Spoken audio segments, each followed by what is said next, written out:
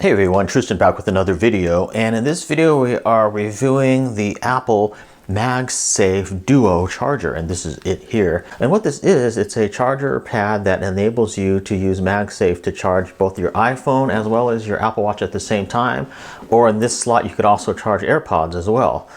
Both at the same time, just using one power cable connected to the wall. And this also folds down as well. And this works really well for travel as well, because this folds up like this into a nice compact size, and you can just, put this easily in your bag to travel with. It's also nice that you only have to bring one power cable with you when you charge, even though you can charge two devices at the same time. So let me show you here how this works. So as you can see, if I put my Apple Watch here, it instantly begins charging, and then I can put my iPhone on the other side, and that also begins charging. So they're both charging right now at the same time. This does come with a Lightning to USB-C power cable, so going to the wall is a USB-C. However, please note that it does not come with the AC adapter, the actual plug. The actual charger. You will need a 20-watt or higher charger for this, but if you already have one of those from Apple, then it will work, or you can get one like from Anchor or something like that. I'll post links in the description field for all these products, as well as this Apple MagSafe Duo charger as well. So yeah, it doesn't come with the power charger that plugs into the wall. And a lot of people have kind of complained because this does cost $129 from Apple, and yet it doesn't come with the power charger, and people think that, oh, this is a charger, it should actually come with that, but it doesn't. So that's one kind of minor complaint, given that the price being paid for this, it should probably come with that. You can find it a little cheaper. I think Apple does sell it for $129, but sometimes you can find it cheaper on places like Amazon for about $119 or something like that. So be sure to check the affiliate link that I have in the description field for the best price. Now the other thing is, this won't charge your iPhone at the maximum power. I believe it can charge up to like 15 watts or something like that. So that's not the maximum that the iPhone can handle. And also there are even some MagSafe chargers that can charge the iPhone faster. But the thing is, I have noticed with this, because it's made by Apple, it seems to be engineered a little bit better than some other chargers, in that when I'm charging the iPhone like this, the phone doesn't get hot or anything, or barely even warm when using this MagSafe charger. So that's really nice. It just works really, really well. There are third-party MagSafe chargers that tend to heat up the iPhone and make it get kind of hot, but that's not the case with this one at all. So this one may not charge quite as fast as some other ones, but I think it's safer because it's made by Apple and it's engineered to kind of give the safest charge possible without overheating anything. So that's really nice. The other thing I've heard people complain about with regards to this is the hinge on it. So if you fold it up a lot, they feel that this hinge is kind of gonna break easily. It kind of feels very thin, like you can tear it or something like that.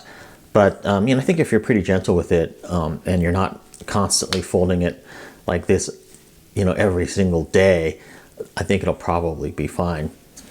And remember, a couple years ago, people were really excited because Apple was going to come out with a charge pad. I forgot what they called it, but then they had to kind of go back to the drawing board and discontinue that due to issues like with overheating and things like that. It was actually going to charge 3 devices and be like this charge pad.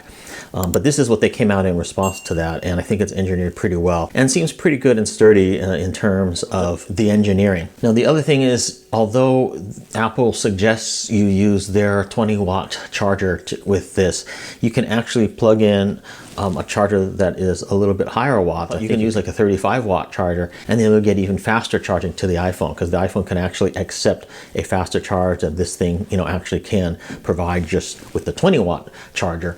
However, the way I usually use this is when I charge, I don't need to charge the iPhone fast, because I'm usually just leaving it on my nightstand or whatever at night, overnight, so it doesn't have to charge very fast. So I'm perfectly fine using the Apple 20-watt charger with this. And this is really nice to have when I travel, because I do tend to travel with the iWatch and of course my iPhone, and I don't have to bring like 2 separate chargers or 2 separate cables or anything like that. Before, I used to have the Apple Watch charger that was like a disc, the round one, and when I travel, I would either used to have to bring that or bring the charger that came with my Apple Watch, which is a separate cable, as well as an iPhone charger, so I'd have to bring both of those. Whereas with this, when I travel, I just have to bring this unit the cable and one charger, and I'm pretty much set, you know, to charge both of those devices while traveling.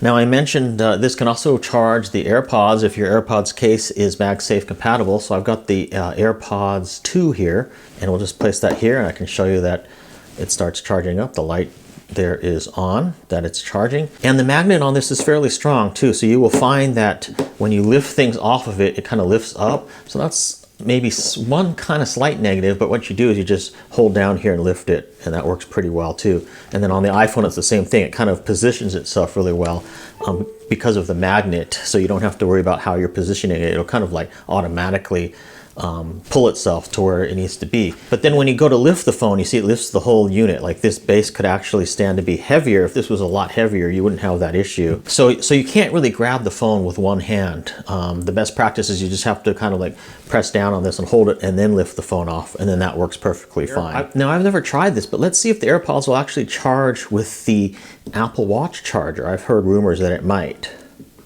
Let's put it down flat and see. No, it doesn't look like it's charging. So the AirPods can only charge on the MagSafe portion of it, but not on the Apple Watch portion of it.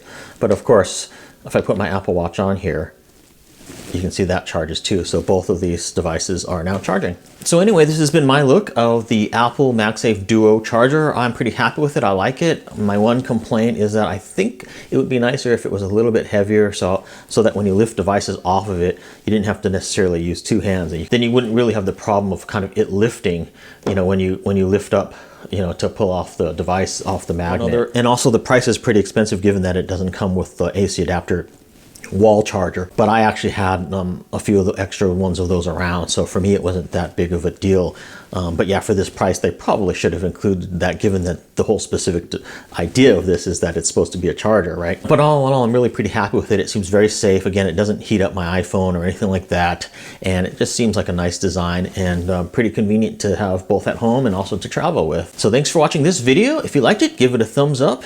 If you thought it sucked, give it a thumbs down, and be sure to subscribe and hit the bell button for more videos like this in the future. And if you already have one of these, because it has been out for a couple of years now, I would love to hear your long-term comments on it and how you've liked it.